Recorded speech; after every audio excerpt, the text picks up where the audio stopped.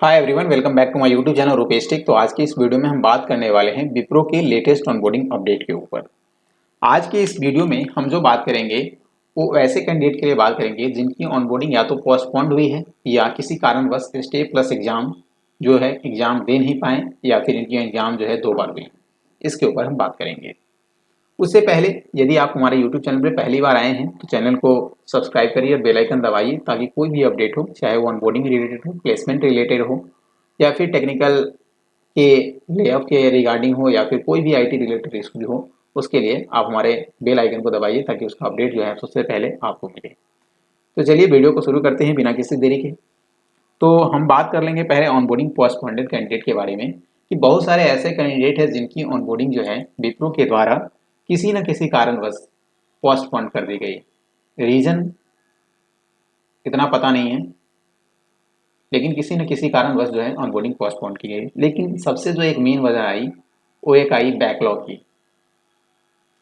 जो बैकलॉग जो है कई लोगों का है जिनकी ऑनबोर्डिंग पोस्टपोन हुई। देखिए बैकलॉग होता क्या है कि हर एक कंपनी क्या करती है कि बैकलॉग जो है ना आपका एक कंसीडर करती है, वन कंसीडर करती है। लेकिन इसके साथ एक टर्म्स एंड कंडीशन होता है, टीएनसी होता है, जिसके अकॉर्डिंग जब आपकी ऑनबोर्डिंग होती है at the time of onboarding आपकी जो बैकलॉग है ना वो पूरा क्लियर होना चाहिए। Backlog should be clear. यदि आपका बैकलॉग क्लियर नहीं होता है तो आपकी ऑनबोर्डिंग जो है कैंसिल कर दी जाती है या पोस्टपोन कर दी जाती है। इन केस यदि इनकी ऑनबोर्डिंग बार बार आपके द्वारा कैंसिल की जा रही है या फिर बार बार जो है आप इनकी बैकलॉग क्लियर नहीं कर पा रहे हैं तो इस केस में कई बार आपको जो है ऑनबोर्डिंग के लिए हटा भी दिया जाता है, यानी आपकी ऑनबोर्डिंग या ज्वाइनिंग किसी कंपनी में नहीं हो पाती है। ठीक है, तो वैसे कैंडिडेट जिनका ऑनबोर्डिंग बैकलॉग के कारण क्लियर नहीं हो पा रहा है या फिर बैकलॉग के कारण ऑनबोर्डिंग नहीं हो पा रहा है, उस कैंडिडेट के लिए क्या करना होगा कि जब आपकी ऑनबोर्डिंग होती है उस वक्त तक आपको जो है अपना बैकलॉग क्लियर कर लेना होगा। यदि क्लियर नहीं हो पाता है या फिर आप बैकलॉग उस वक्त नहीं हो पाते हैं क्लियर, तो हो सकता है आप एग्जाम दे रहे होंगे। तो एग्जाम अगर दिए होंगे और बैकलॉग का रिजल्ट अभी तक नहीं आया होगा तो आप अपने क्या करेंगे ना, अब अपने कॉलेज के रजिस्ट्रार के थ्रू जो है आप एक मेल लिखवा देंगे या फिर मेल के थ्रू जो है रिस्पॉन्स कर देंगे कंपनी को, जी हाँ इनकी बैकलॉग जो है एग्जाम हो चुकी है, एग्जाम का जो रिजल्ट है वो पेंडिंग में चल रहा है अभी। तो पेंडिंग के बाद आपका क्लियर हो जाएगा। तो इन केस आपकी हो सकती है कि ऑनबोर्डिंग अब हो जाएगी, बैकलॉग का इशू हट जाएगा। दूसरा बैकलॉग का इशू आते हैं, कई लोगों का ऐसा है जिसमें डॉक्यूमेंट नहीं है सही से। डॉक्यूमेंट, देखिए डॉक्यूमेंट के लिए तो मैं नहीं कुछ कर सकता, लेकिन आपके पास ना सारा चीज़ का वैलिड डॉक्यूमेंट होनी चाहिए। वैलिड डॉक्यूमेंट नहीं होगा इसका मतलब हो सकती है आपकी ऑनबोर्डिंग काफ़ी ही ज़्यादा पोस्टपोन हो जाती है और पोस्टपोन होने के केस में डिले बार बार होती रहती है। तो एक ऐसे स्टूडेंट है जिनका क्वेरी मेरे पास आया कि उनकी कई सर्टिफिकेट नहीं है या फिर सर्टिफिकेट नहीं है, सर्टिफिकेट का इशू है या फिर डिग्री का इशू है, डिग्री का इशू है। तो इस केस में क्या है ना, इनके पास ना 90 डेज आपको दिए जाते हैं after joining. 90 days after joining, joining के 90 डेज के बाद जो है आप इसको या विद इन 90 डेज आपको जो है सबमिट करना होता है। तो यदि आपके पास ये प्रोविजनल डिग्री सर्टिफिकेट नहीं है, फिर कॉलेज की डिग्री सर्टिफिकेट नहीं है तो ये चल जाएगा। लेकिन आप यदि 7 सेमेस्टर में 8 सेमेस्टर यानी कई लोगों का ऑनबोर्डिंग तो काफ़ी डिले चल रहा है, यानी 1 ईयर से भी ऊपर हो चुका है, 1.5 ईयर से भी ऊपर हो चुका है, तो इस केस में तो आपके पास अप टू 6 सेमेस्टर तक का मार्कशीट जरूर होगा भाई। 6 सेमेस्टर तक का मार्कशीट आप उनको जो है मेल कीजिए या फिर उनकी जो डॉक्यूमेंट अपलोड होती है 6 सेमेस्टर का दीजिए।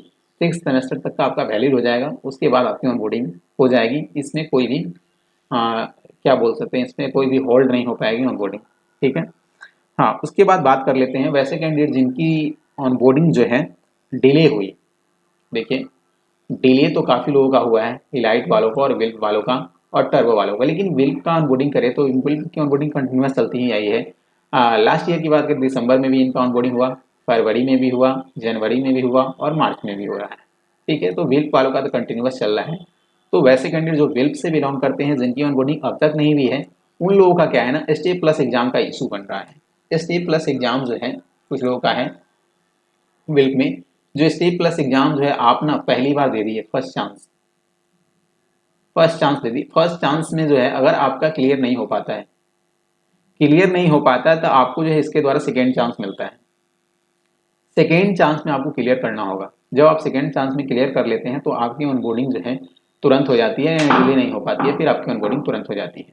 ठीक है, तो वैसे कैंडिडेट जिनको स्टे प्लस एग्जाम का मेल आता है या फिर वैसे कैंडिडेट जिनको ऑनबोर्डिंग के मेल के लिए फॉर्म आता है, सर्वे लिंक आता है, तो उसको आपको फिल करना होगा। स्टे प्लस एग्जाम का वही कई बार मेल आता है, भाई ये आप एग्जाम दिए, एग्जाम का रिजल्ट नहीं है, उससे पहले भी आपको सर्वे मिल जाता है।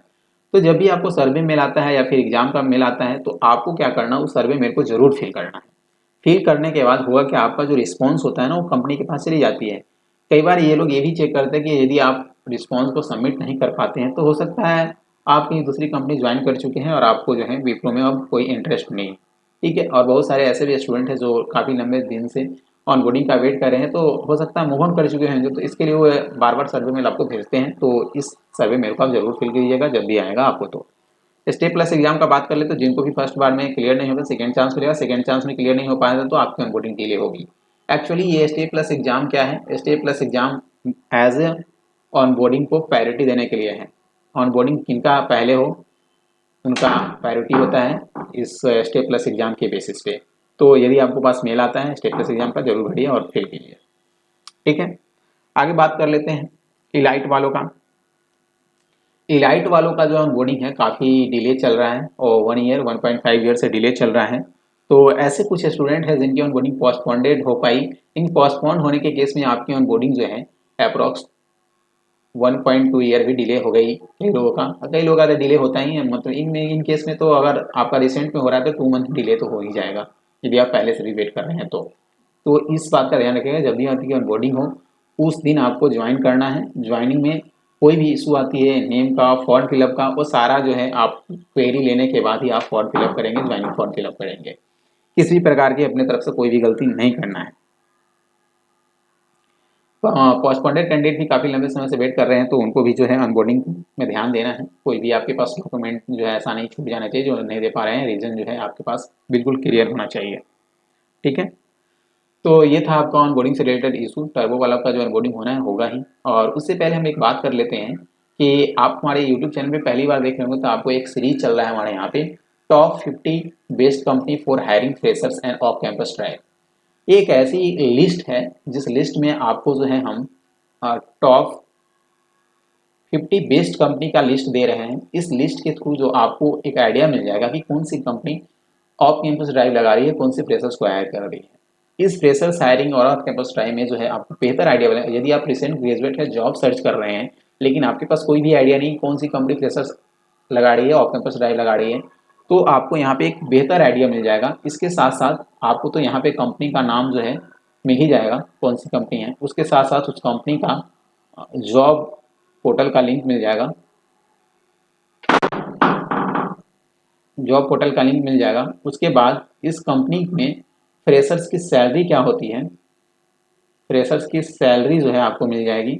उसके साथ साथ इस कंपनी में फ्रेशर्स की जॉब प्रोफाइल क्या होती है ये भी मिल जाएगी, और ये कंपनी किस टेक्नोलॉजी के ऊपर काम करती है, कौन कौन से क्लाइंट के लिए काम करती है, ये भी आपको आइडिया इस वीडियो में मिल जाएगा। तो इस वीडियो में आपको सारा चीज़ मिल जाएगा। हमने इस वीडियो को 5 पार्ट में डिवाइड किया है, 1 to 10, जिसमें पहला पार्ट है 10 कंपनी, 11 to 20 ये दूसरा पार्ट है जिसमें 20 कंपनी, और 21 to 30 ये हमारा थर्ड पार्ट है, ये तीसरा कंपनी, ये आपका थर्ड पार्ट यहाँ दिख रहा है। और इसके बाद 2 और पार्ट बनता है 31 to 40 एंड 41 to 50। ये भी वीडियो आपको बहुत जल्द मिल जाएगा। फिलहाल 3 वीडियो डाला जा चुका है, जाकर देखिए, आपको लिंक भी मिल जाएगा, आर्टिकल भी मिल जाएगा, आप जाकर पढ़ भी सकते हैं। तो आज के लिए इतना ही रखते हैं। यदि वीडियो अच्छा लगा हो तो वीडियो को लाइक करिए, चैनल को सब्सक्राइब करिए, बेल आइकन दबाइए ताकि कोई भी अपडेट हो उसका नोटिफिकेशन सबसे पहले आपको मिले। तो चलिए मिलते हैं अपने नेक्स्ट वीडियो में, तब तक के लिए goodbye, thank you and bye bye.